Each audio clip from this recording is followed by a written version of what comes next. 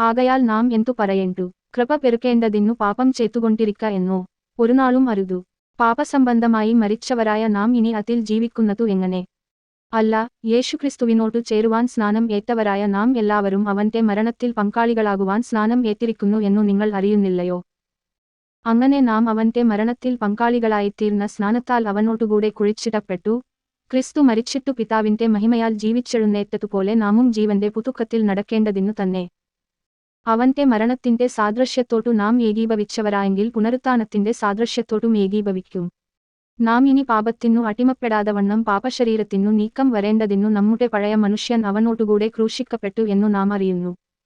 അങ്ങനെ മരിച്ചവൻ പാപത്തിൽ നിന്നു മോചനം പ്രാപിച്ചിരിക്കുന്നു. നാം ക്രിസ്തുവിനോടുകൂടെ മരിച്ചു എങ്കിൽ അവനോടുകൂടെ ജീവിക്കും എന്നു വിശ്വസിക്കുന്നു. ക്രിസ്തു മരിച്ചിട്ടു ഉയിർത്തെഴുന്നേറ്റിരിക്കയാൽ ഇനി മരിക്കയില്ല, മരണത്തിനു അവന്റെ മേൽ ഇനി കർത്തൃത്വമില്ല എന്നു നാം അറിയുന്നുവല്ലോ. അവൻ മരിച്ചതു പാപസംബന്ധമായി ഒരിക്കലായിട്ടു മരിച്ചു, അവൻ ജീവിക്കുന്നതോ ദൈവത്തിനു ജീവിക്കുന്നു.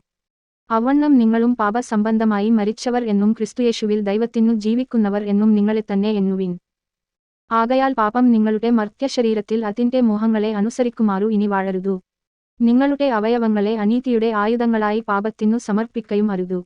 നിങ്ങളെത്തന്നെ മരിച്ചിട്ടു ജീവിക്കുന്നവരായും നിങ്ങളുടെ അവയവങ്ങളെ നീതിയുടെ ആയുധങ്ങളായും ദൈവത്തിനു സമർപ്പിച്ചുകൊള്ളുവിൻ. നിങ്ങൾ ന്യായപ്രമാണത്തിനല്ല, കൃപയ്ക്കത്രേ അധീനരാകയാൽ പാപം നിങ്ങളിൽ കർത്തൃത്വം നടത്തുകയില്ലല്ലോ.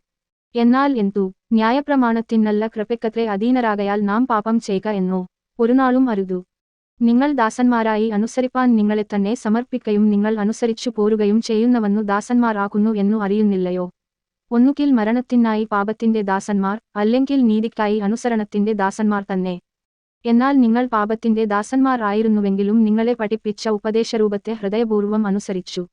പാപത്തിൽ നിന്നു സ്വാതന്ത്ര്യം ലഭിച്ചു നീതിക്കു ദാസന്മാരായിത്തീർന്നതുകൊണ്ടു ദൈവത്തിനു സ്തോത്രം. നിങ്ങളുടെ ജഡത്തിന്റെ ബലഹീനത നിമിത്തം ഞാൻ മാനുഷരീതിയിൽ പറയുന്നു.